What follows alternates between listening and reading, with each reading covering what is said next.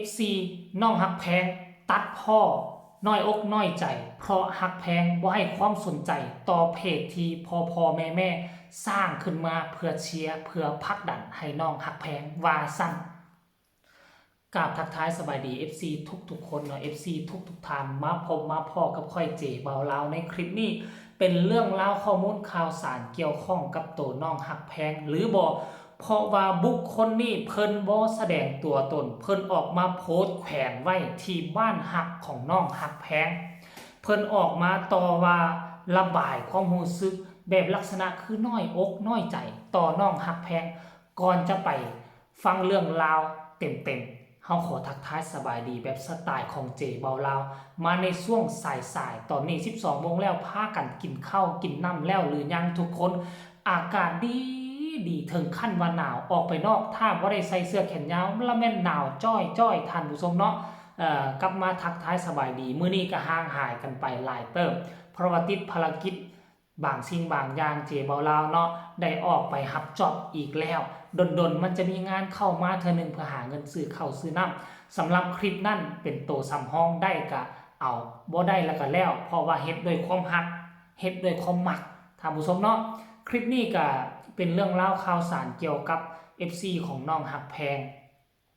เขามาโพสต์มาแขนลักษณะแบบนี้เขาหมายถึงไผ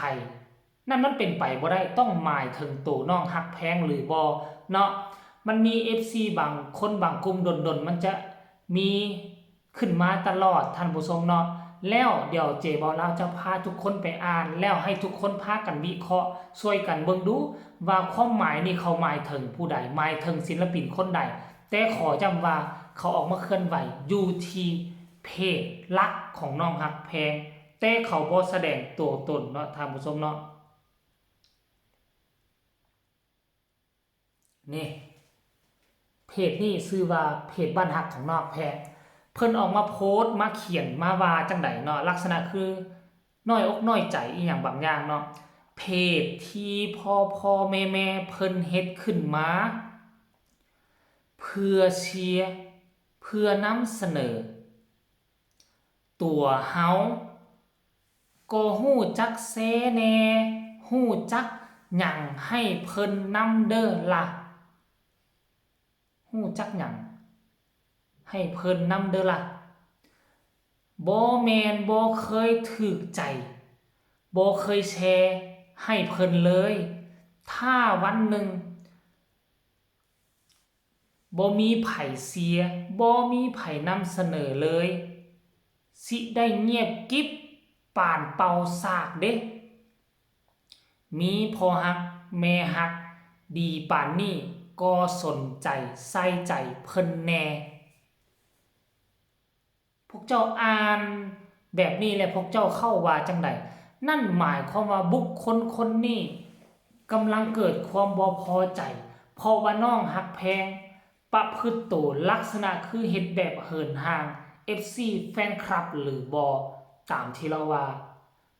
มีพ่อฮักแม่ฮักดีปานนี้เป็นหยังคือบ่ใส่อกใส่ใจพ่อฮักแม่ฮักแน่เป็นหยังต้องไปมัวเมาสร้างแต่คอนเทนต์เอาเวลาไปสร้างแต่คอนเทนต์สำหรับตัวเองแล้วบ่แชร์บ่คอมเมนต์บ่ให้ความสนใจที่พ่อแม่ FC พากันเคลื่อนไหวอยู่ในกลุ่มบ้านฮักของตนเองอันนี้ความหมายของบุคคลคนนี้แต่ต้องขออภัยอีหลีบุคคลคนนี้เพิ่นปิดบังบ่แสดงตัวตนอาจจะเป็น FC ปลอมหรืออาจจะเป็นพ่อฮักแม่ฮักผู้ที่สนับสนุนมาตลอดแล้วเกิดข้อข้องใจเกิดความบ่พอใจต่อพฤติกรรมของน้องฮักแพงหรือบ่มันจึงก่อให้เกิดโพสต์นี้และเพิ่นเลยบ่กล้าที่จะเปิดเผยตัวตนเพราะย่านคอมเมนต์ถล่มย้อนย่านทัวไปลงมันก็อาจจะมีแหละท่านผู้ชมเนาะว่าตามชื่อว่าน้องฮักแพงนี่เป็นศิลปินคนเดียวแล้วมีพ่อฮักแม่ฮักเป็นร้อยเป็นพัน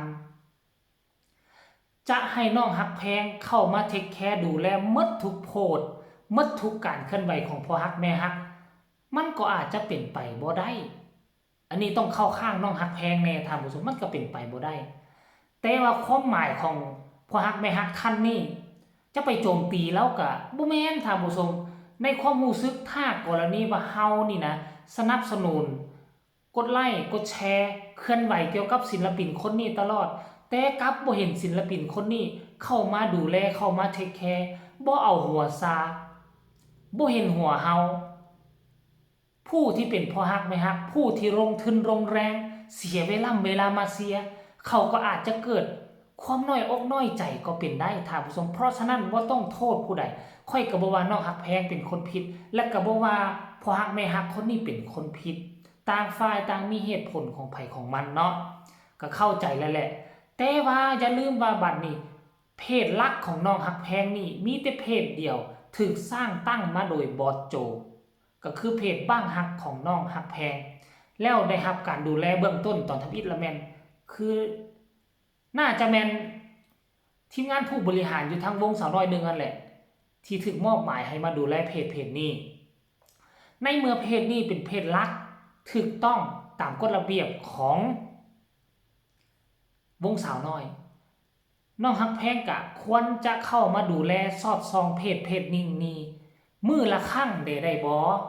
เพื่อเบิ่งว่าเพจนี้เขาเคลื่อนไหวคือแนวใดเขากำลังประชุมกันอีหยังแน่เขากำลังล้มกันเรื่องหยังแน่เกี่ยวกับตนเองพอฮักแม่ฮักกำลังพากันวางแผนอีหยังแน่เพราะเพจนี้เป็นเพจที่ถูกต้องตามกฎระเบียบของวงส่วนใหญ่แล้วเขาก็จะพากันมาลงการเคลื่อนไหวอยู่เพจนี้แหละบัดนี้มันก็ซ้ำกับเพจประจำตัวของตนเองแล้วคันถ้าตนเองบ่ให้ความสำคัญบ่ให้ความเทคแคร์ดูแลบรรดาผู้ที่ลงทุนลงแห้งบรรดาผู้ที่เสียสละเวลามาโพสต์มาเฮ็ดการเคลื่อนไหวบ่เห็นตัวศิลปินมาเหลียวแลเลยเขาก็หมดกำลังจิตกำลังใจที่จะเดินที่จะสานต่อได้สรุปแล้วซุมค่อยเสียไผบุคคลที่ซุมค่อยเสียนี่มันมีตัวตนหรือบ่มันฮู้อยู่บ่ว่าพวกค่อยกำลังเสียสละเวลามาเสียมันอยู่บางคนก็อาจจะคิดแบบนี้หั่นน่ะเนาะท่านผู้ชมเนาะเพราะฉะนั้นแล้วก็บ่โทษไผแหละค่อยก็เข้าใจทั้ง2เบื้อง2ฝ่ายเนาะถึงแม้นว่าเราบ่เอ่ยชื่อว่าเป็นน้องฮักแพงเนาะสิ่งที่เราโพสต์สิ่งที่เราเคลื่อนไหวบ่เอ่ยชื่อว่าน้องฮักแพงแต่มันปฏิเสธบ่ได้ว่าสิ่งที่เราเขียนมันหมายถึงน้องฮักแพงอีหลีนั่นแหละเพราะว่ามันไปโพสต์เคลื่อนไหวอยู่ทั้งเพจหลักของน้องฮักแพงบอกว่าพอฮักแม่ฮักมาเสียลูกเสียเต้าแต่ลูกเต้าบ่เคยแซะบ่เคยสนใจบ่เคยอีหยังต่างๆบ่เคยเทคแคร์เลยบัดนี้มันเป็นเพจของเพจฮักแพงจะหมายถึงศิลปินคนอื่นมันก็เป็นไปบ่ได้เพราะฉะนั้นแล้วคันถ้าว่าน้องฮักแพงฮู้เห็นโพสต์หรือว่าเห็นคลิปนี้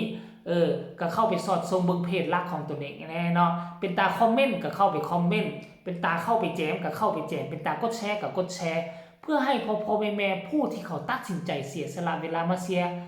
ลูกเสียเต้าให้เขามีกำลังใจที่จะเสียต่อเอาเนาะคลิปนี้ก็ฝากฟังไว้เพียงส่ำนี้ฝากทุกคนกดไลค์กดแชร์กดติดตามเพื่อจะพลาดในคลิปต่อไปที่สำคัญอย่ากดข้ามโฆษณาพบกันใหม่ในคลิปหน้าสำหรับคลิปนี้สบายดีบ๊ายบาย